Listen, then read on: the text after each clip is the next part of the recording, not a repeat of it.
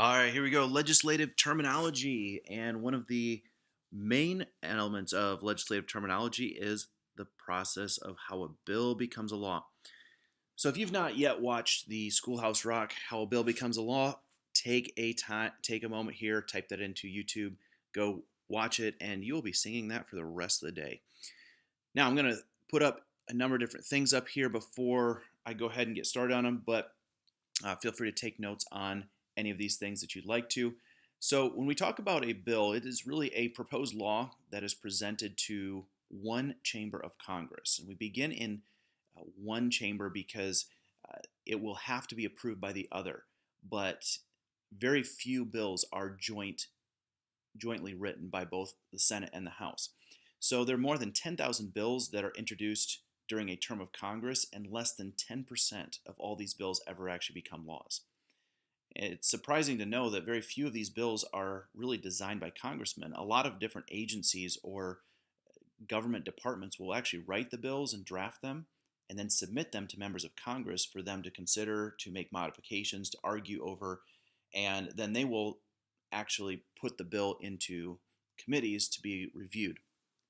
And so uh, the Constitution does specify that if it's a bill regarding any sort of finances or revenue, that it has to originate in the House of Representatives. This is called the power of the purse. And this is one of the few things that the Constitution requires that the bill originates or begins in a particular place. So uh, there are several different types of bills and resolutions that Congress deals with. The first one is the public bill. These are things that are going to apply to the nation as a whole. So they would be things like tax laws, immigration laws, those type of things that are going on in those public bills. There's also private bills. These are things that happen they apply to only certain people or certain places. They're going to be very localized. And so these would be things like private laws giving citizenship or providing restitution for losses caused by the government.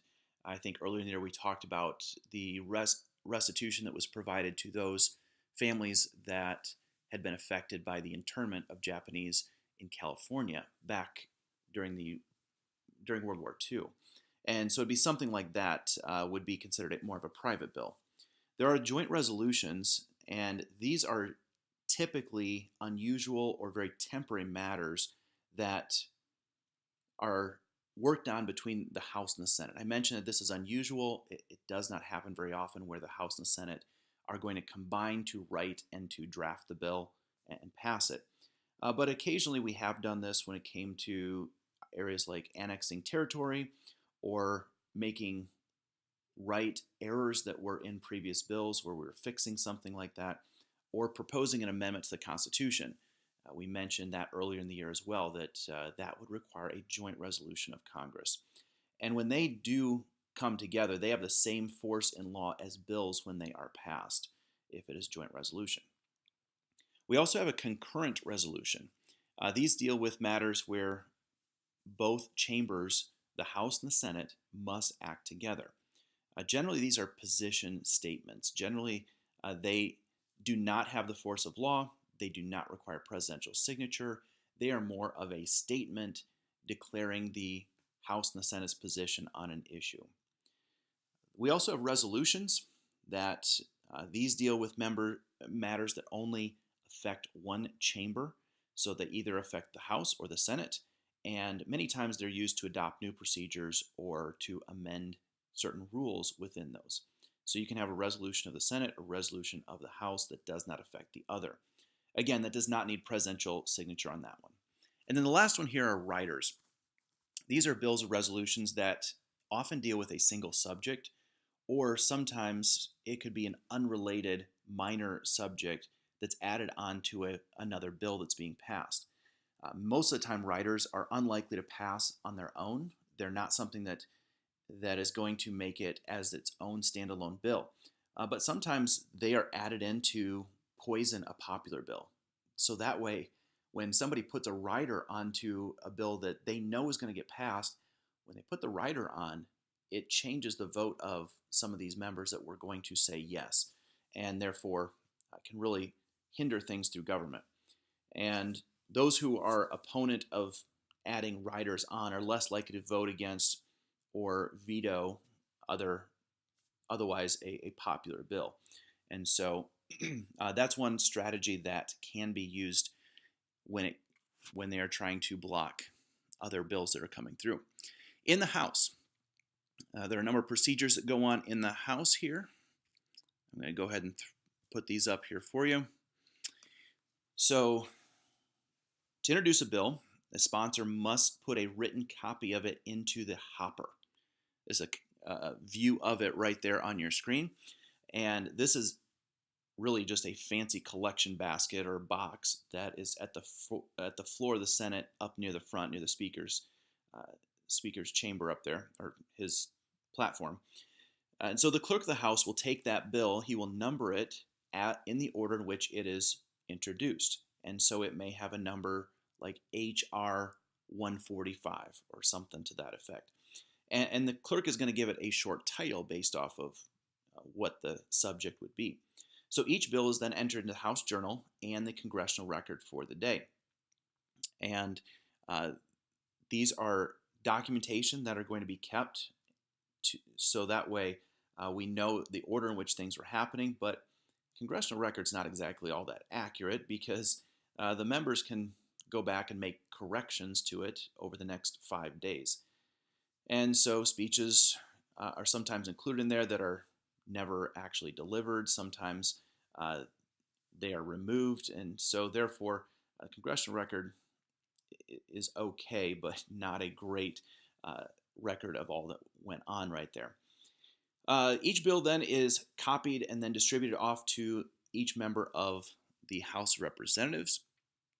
The Speaker then gets to assign that bill to a committee, and the committee as well as the subcommittee may consider that bill. And when it gets to committee, their job is to weigh the bill. They're going to vote and decide whether or not they want to continue with this bill, whether they want to hear more about it. Sometimes they will do something called a pigeonhole. Pigeonhole is a terminology for where they just kind of shove it off to the side and they let it get put on the back burner. They forget about it and therefore doesn't really get any momentum, and that bill is going to die in committee.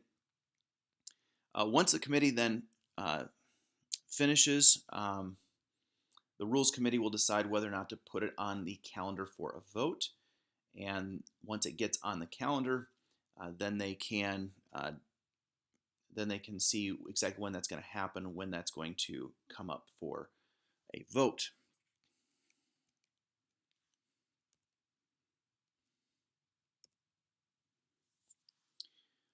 Once the bill gets to the floor, the clerk will then read the bill for a second reading, and if it gets approval there, then it's going to be considered for the Committee of the Whole. Committee of the Whole is a phrase that it means that you have all members of the House present, and the Speaker there is considered one of those members. And in order to have a quorum, you only have to have 100 members out of the entire 435.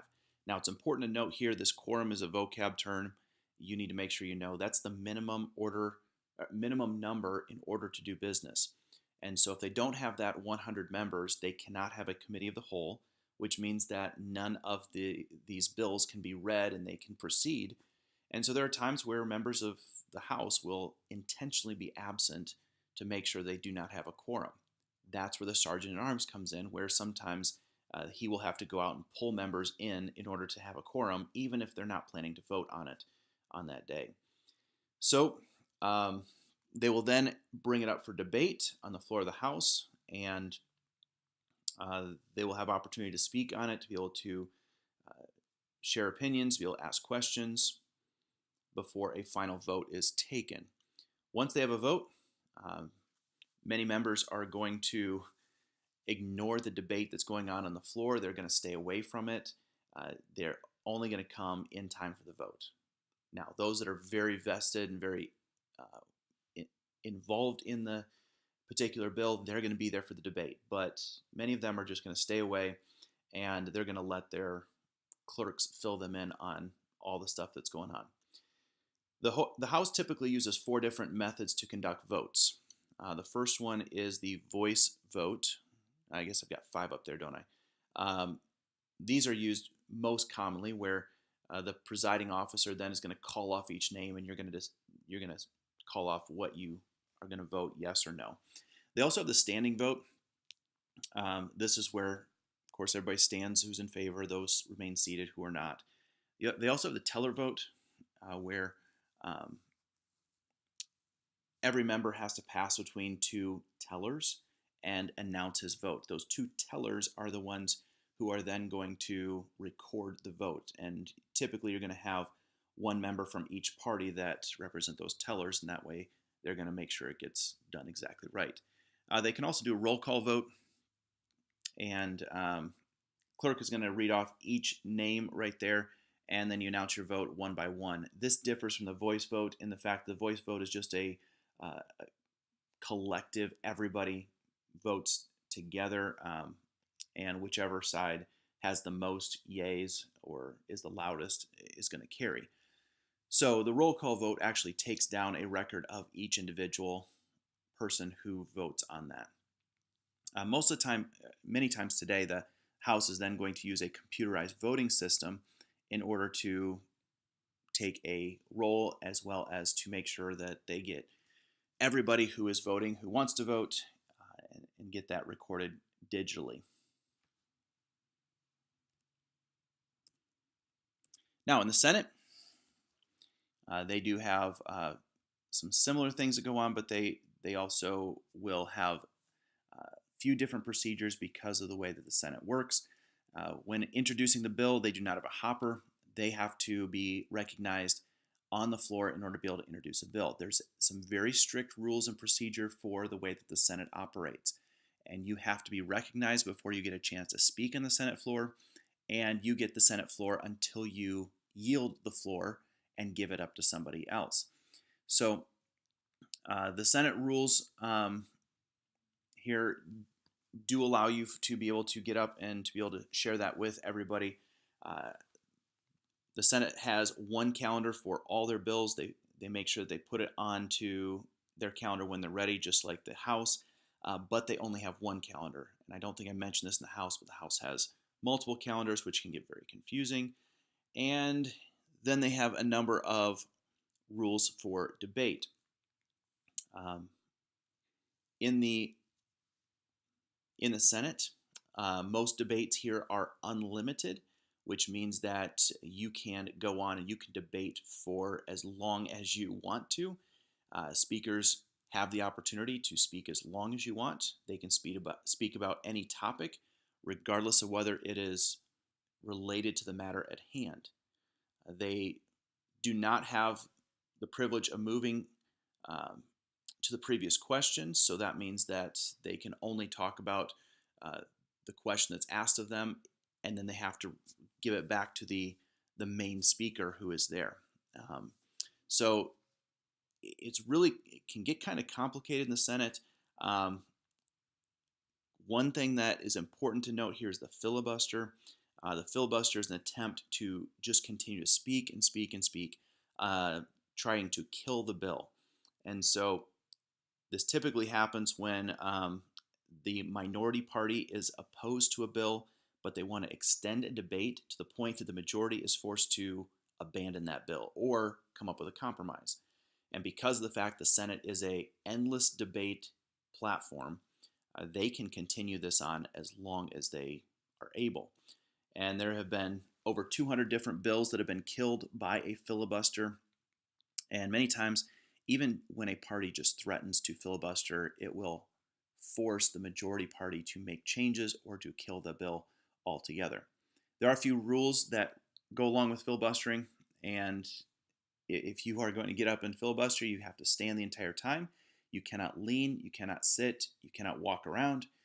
You are not allowed to use any unparliamentary language, and so you've got to be very formal, but at the same time, you can talk about anything you want. There have been all kinds of things that have been talked about on the Senate floor, all kinds of books that have been read, dictionaries have been read, phone books that have been read. Uh, Most famously, Ted Cruz, not too long ago, read Green Eggs and Ham. Again, you can see that on YouTube. And there have been a few that have gone for a very long time. Strom Thurmond, back in 1957, he had a famous 24-hour, 18-minute filibuster that went on. Now, you are allowed a brief recess or brief break to go use the bathroom. The way they do this is that you call on another senator that is in partnership with you, and you give him an opportunity to ask a question, and he will ask a very lengthy question. And by the time you get back, he will then finish his question. That way you can answer and respond and continue on. And so they've come up with some pretty creative ways to do that. Now, the last thing here is the cloture rule. This was adopted to try to limit filibusters. And so a vote to begin the cloture has to be taken 2 days after a petition calling for that action has been submitted. So 3/5 of the Senate must vote in order to support that limitation of debate. So really this idea of cloture is to stop a filibuster, to put a limitation on how long a person could speak, or to make sure that a filibuster does not continue. But only about 1/3 of all cloture attempts have succeeded, because senators know that once they start this process, that it means that in future considerations, they're not going to have the ability to speak freely as long as they possibly want, or invoke a filibuster if they want to as well. Now, once it passes both the House and the Senate, then the bill goes to the president. He has a couple of different options. He can either sign that bill into law, and once he signs, if both the House and the Senate have passed it, then it is now law. It is all done and over with. He can veto that bill. Now, if he decides he does not like it, then it goes back to Congress, and Congress then has the opportunity to override. They have to get 2/3 of both the House and the Senate to override the president's veto in order for that to still become a law. So that's how a bill can become a law without a presidential signature. Now, the president can also, the Constitution has a provision where if the Congress is in session, but the president doesn't really want to sign it, he may be morally opposed to it, or he knows it's politically not to his advantage, and he can just leave it sitting on his desk for 10 days. If Congress is in session, then it automatically passes. So you have a 10-day window there to make action on it. Now, if Congress is out of session, and same type of thing there, perhaps the president does not like this bill, but he also doesn't want to veto because he thinks that might be a bad political move or be a bad look on him, he can just let that sit on his desk, and that is called a pocket veto. If Congress is out of session, then the bill does not pass and it dies there on his desk.